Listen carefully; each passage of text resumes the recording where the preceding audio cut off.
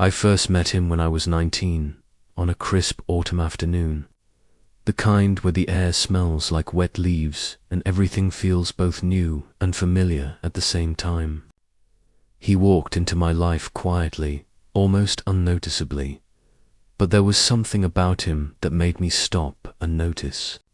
He was different from me in so many ways. He loved being at home, preferred going to bed early, while I thrived in the quiet of late nights, reading or scrolling endlessly on my phone. At first, I was a little frustrated by it. How could someone find peace in going to bed so early? But as time went on, I realized it wasn't frustrating at all, it was endearing. Those differences made him unique, made him. Our first conversations were simple, yet they felt significant. We talked about school, movies, music, and the tiny details of everyday life that usually go unnoticed. He listened in a way I had never experienced before, not just with his ears, but with his whole presence. His eyes, his gentle smiles, the way he leaned in when I spoke it, made me feel truly seen. I remember the first night he stayed with me until I fell asleep, just to make sure I was okay. It was a small gesture, almost unnoticeable to anyone else, but in that moment, I felt a warmth and a safety that I had never felt before. It was like he was quietly telling me, "I've got you." That's when I knew, deep down, that he was someone extraordinary. Before long, we had our own little routines. Within weeks, we started going to the movies together every week. What began as his suggestion quickly became our unspoken tradition. It wasn't just about watching films, it was the shared laughter, the gentle hand-holding during tense moments, the sense of being completely at ease with someone who had become my safe place. Those evenings became sacred. No matter how chaotic the week was, we always found our way to the theater. Life with him was full of these quiet, beautiful details. He would make me laugh with the smallest things, slipping an extra snack into my bag, reminding me to drink water, or bending down to tie my shoelaces when they came undone. I started noticing how every action, every little gesture, carried an unspoken message. I care about you. And slowly, I realized that love wasn't just a feeling, it was patience, attentiveness, and consistency in the little things that often go unnoticed by the world. Some evenings, we would sit by the window during a rainstorm, listening to the patter of raindrops racing down the glass. He would hold my hand, squeeze it lightly, and tell me everything was going to be okay. I can still feel that warmth now, as though it had been etched into my memory. Those were the moments when I knew my heart had found its home. What I didn't know then was how fragile that happiness truly was. Even the deepest, most perfect love can be fleeting, and I had no idea that I would lose him so suddenly, that the memories we were building together would become treasures I would have to carry alone for the rest of my life. And yet, even knowing what was to come, I wouldn't change a thing. He wasn't just my boyfriend, he was patience made human, the embodiment of gentle strength, and the person who taught me what real love feels like. He showed me how to care selflessly, how to be present in each moment, and how the smallest gestures can leave the deepest impact.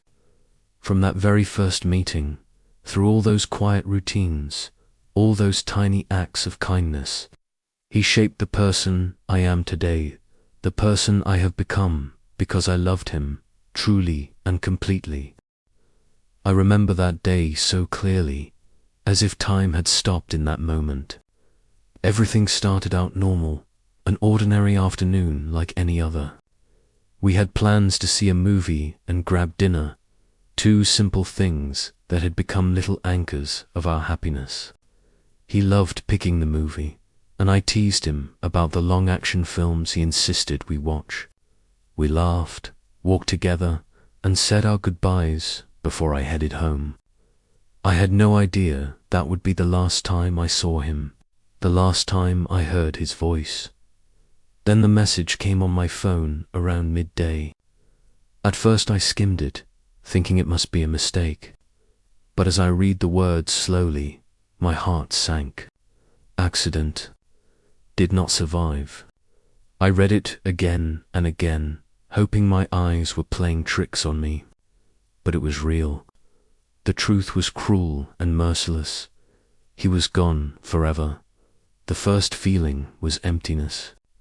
I stood there, phone in hand, trembling, as if every sense had shut down. I wanted to scream, to run, to do anything to undo that moment, but there was nothing I could do. The world around me felt distant, the light dimmed, and all that remained was a silent, aching pain that tore at my chest.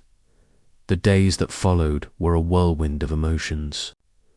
I walked through the streets we had wandered together, the cafes we had sat in, the movie theaters we had frequented everywhere.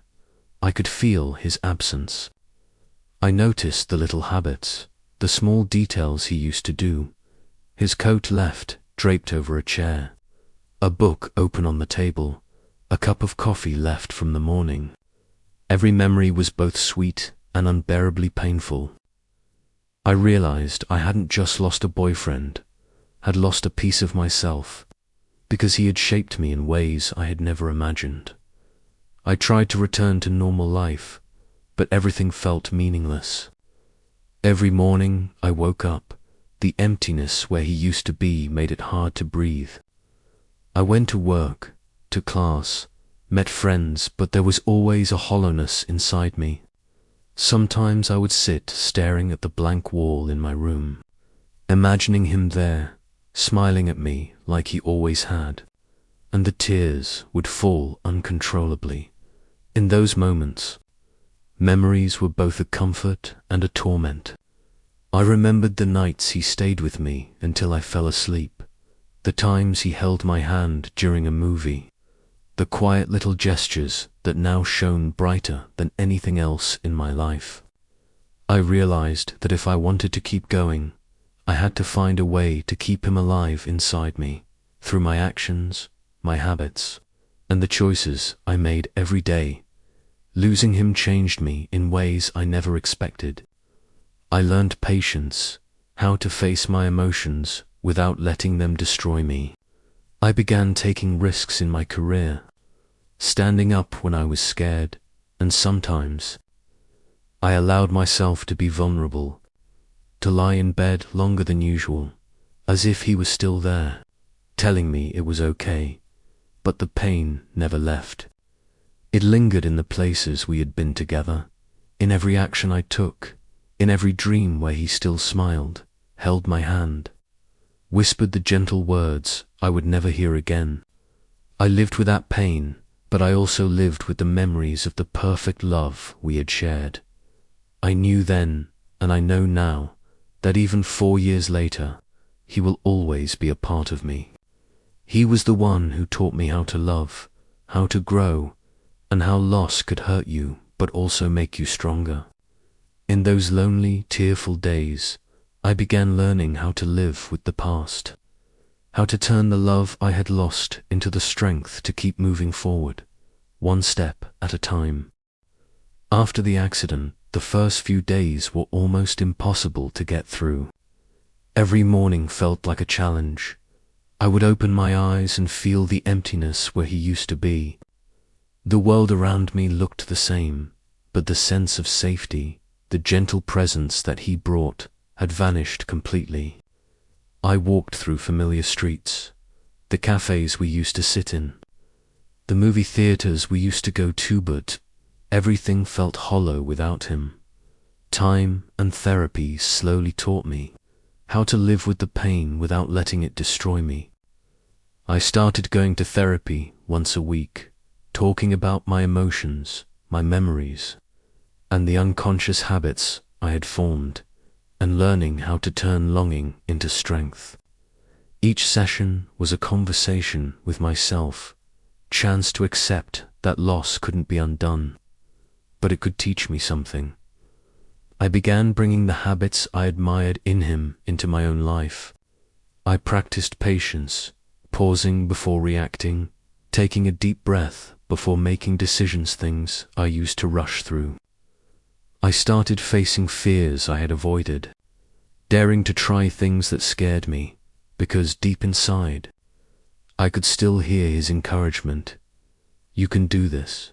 Sometimes.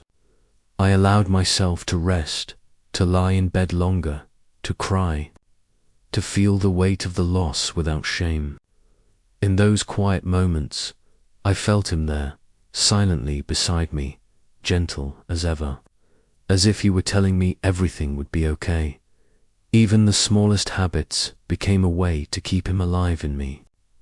I started cooking the meals he liked, listening to the music he loved, carrying over tiny gestures he used to do, like slipping me an extra snack or reminding me to drink water into my own actions. I didn't talk about him to strangers, I didn't post online, and I rarely mentioned him except to close friends who understood. X would have loved this. In those moments, his memory came alive again, as if he had never really left. Over time, I realized that missing him wasn't only pain, it was part of who I had become. It reminded me what mattered: patience, empathy, gentleness, and the ability to love deeply. I started bringing the best of him into my life, in how I treated others and how I cared for myself.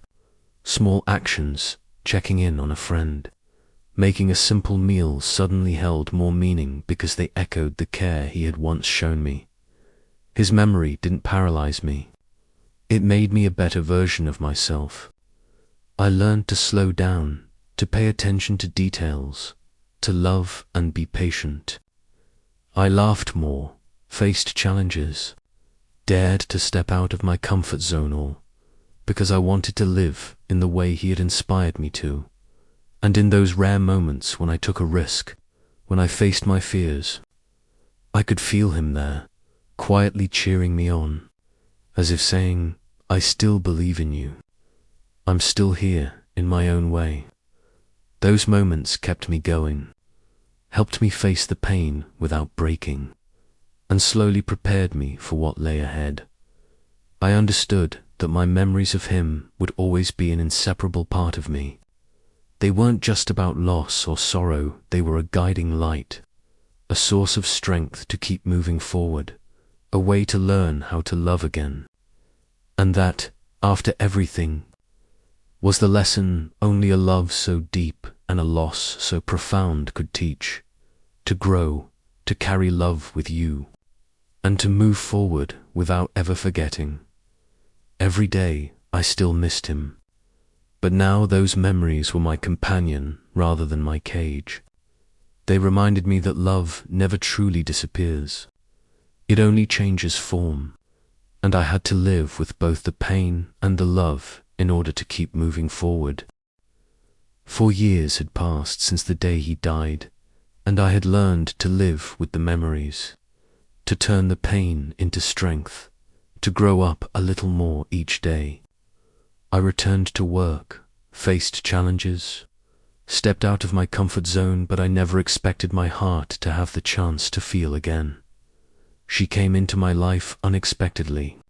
At first, I thought we were just friends connected by shared interests, long conversations, and hours spent over coffee. But the closer I got to her, the more I realized something. My heart was starting to beat again. The feeling was both strange and frightening. Strange because I hadn't felt a connection like this in years. Frightening because I never thought I could love someone else after him. Every time I saw her, I wanted to be close and yet step back. I worried that my memories of him would prevent me from opening up fully, that the past would become a barrier, making her feel unimportant or making me feel undeserving of a new love. But alongside that fear, there was hope. My heart was still capable of loving, still capable of moving forward, still capable of letting someone new into my life. She was sensitive and perceptive, noticing the silent pauses, the moments I hesitated, the times I avoided my own feelings. One evening, she asked me, "Do you still think about your ex?" I froze, unprepared, because I had never shared this with anyone besides my therapist. I said softly, "Yes, but he's part of my past. I learned so much from him, and he'll always be a part of me. But now, I want to live for the present." Even with my explanation, there were moments she felt left out, moments when she questioned if she was enough. I understood that feeling. I didn't want to deceive her, but I also couldn't erase the past that shaped me. It was a delicate balance, carrying the memories of a love lost, while still opening my heart to a new one. The early dates were challenging. I had to share myself without letting the past dominate, but I still wanted her to know that I had once loved deeply. I learned to let her understand that what I carried was experience, not a wall. She was patient, she listened, she didn't rush me, and I realized that patience was exactly what allowed a new love to grow slowly, steadily. Every day, when I held her hand, when she looked into my eyes, I felt a warmth I thought I had lost forever. But along with that warmth, I still felt the echo of missing him, like a quiet, constant rhythm I couldn't escape. I wondered if loving again meant betraying his memory. Then I reminded myself, no, loving again isn't betrayal, it's continuing to live, continuing to grow, continuing to trust in my own capacity to love. I learned to balance past and present, pain and hope, memory and new opportunities. Sometimes I looked at old photos, remembered his gestures, his habits, his smile, and told myself, he taught me how to love, and now I can use what he taught me to love someone else differently, but fully, gradually. As she understood the gaps I carried, as she didn't judge, as she accepted my past while standing beside me, I felt my heart open. I realized I could love again, differently, without forgetting the past or letting it hold me back. And in those quiet moments, when she smiled at me, when we shared ordinary things, walking the streets, sipping coffee, watching a movie, realized that love isn't always easy, but it's worth it. It gives me the chance to feel, to trust, to move forward. Even when the memories of him remain an inseparable part of me, I began to understand that love isn't just a present feeling. It's how we learn from the past to love more deeply. My past love taught me how to love, and this new love was teaching me how to continue living, how to give trust, how to live fully while honoring the memories I carry, and in this balance, I found peace. I didn't forget him, but I didn't let him hold me back. I opened my heart, allowed myself to be happy again, and let my heart move forward while keeping the light of the past within me. Life with her wasn't as smooth as I had imagined. The old love still lingered in every step I took, in every habit, in every moment I paused to remember him. And even though I tried to keep it inside, not letting it affect her, there were days when I realized that memory was creating an invisible distance between us. She started to feel confused when she noticed my hesitations, my silences, or the times I seemed lost in thought. One day, she asked me directly, "Are you living too much in the past? I feel like I'm not enough." Her words struck me like an invisible knife, straight to the heart. I loved her and wanted her to understand, but I couldn't deny him. I worried that any explanation I gave might hurt her, and any silence could breed doubt. I realized that the challenges in this new love weren't just fear of being hurt or personal conflicts. They were a test of myself, how to balance the memories of a deeply lost love with the budding love I was now experiencing. How to make her feel important without erasing the person I used to be, and without ignoring the lessons love had taught me. One evening, sitting together in a quiet cafe, I looked into her eyes and spoke honestly. I'm afraid my memories of my ex might hurt you, but I also can't forget him.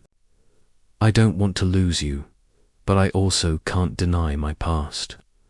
She held my hand, gentle yet firm. You don't have to choose between the past and the present. I'm here because I want to be with you, to accept who you are with everything you carry. Her words made me feel both touched and anxious. Touched because she truly understood and was patient. Anxious because that balance was fragile. One wrong move, one uncontrolled reaction, and I could shatter the trust she placed in me. The internal conflicts continued. There were days I felt torn between missing him and loving her, between wanting the past to remain alive and wanting to build a future. I had to confront the guilt. Guilt for loving again. Guilt for still remembering him. Guilt for sometimes not being patient enough with her. But through these challenges, I learned something important. Love isn't simple. It's a process. It requires patience, honesty, and the ability to accept yourself with all of your past. I learned to acknowledge my memories, to love her without letting the past dominate, and to communicate my fears instead of hiding them. Gradually, the conflicts began to settle. I realized she didn't need me to forget my past. She just needed me to show that the present and the future were where I chose to be with her.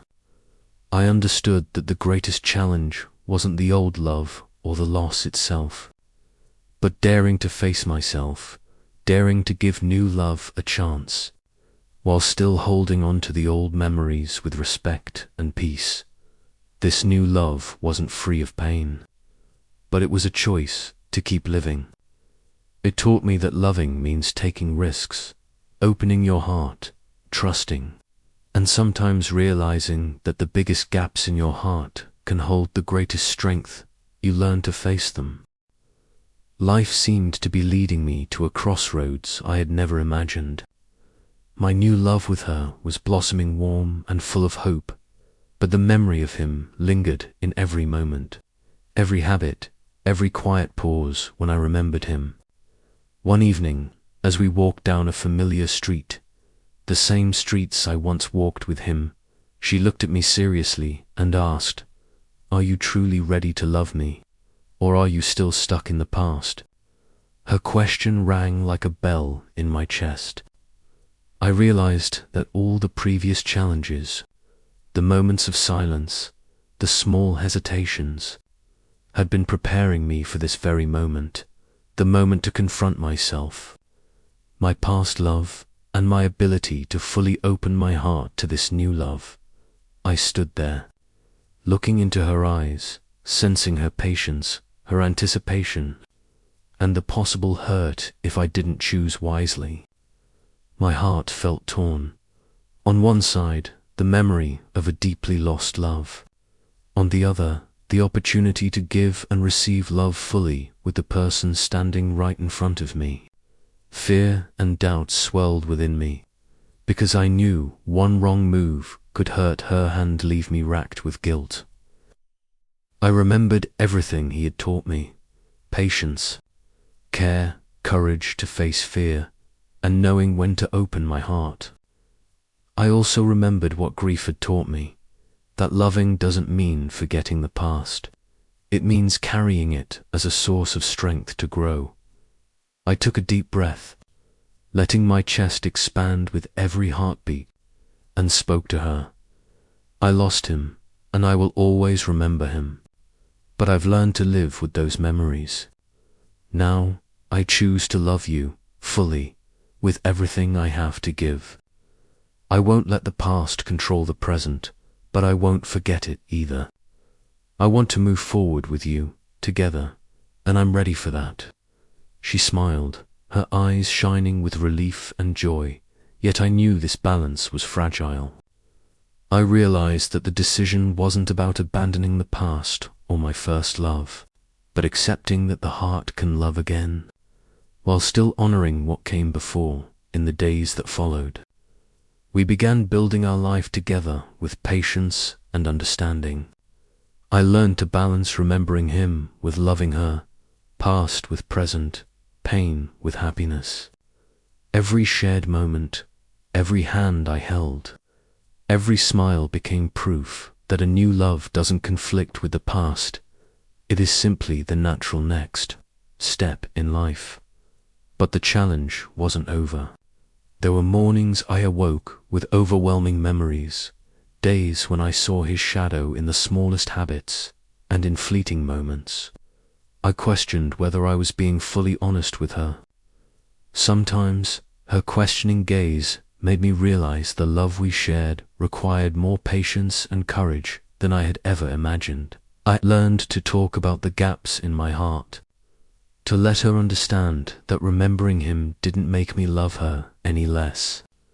I learned to communicate fears, to build trust based on honesty and patience.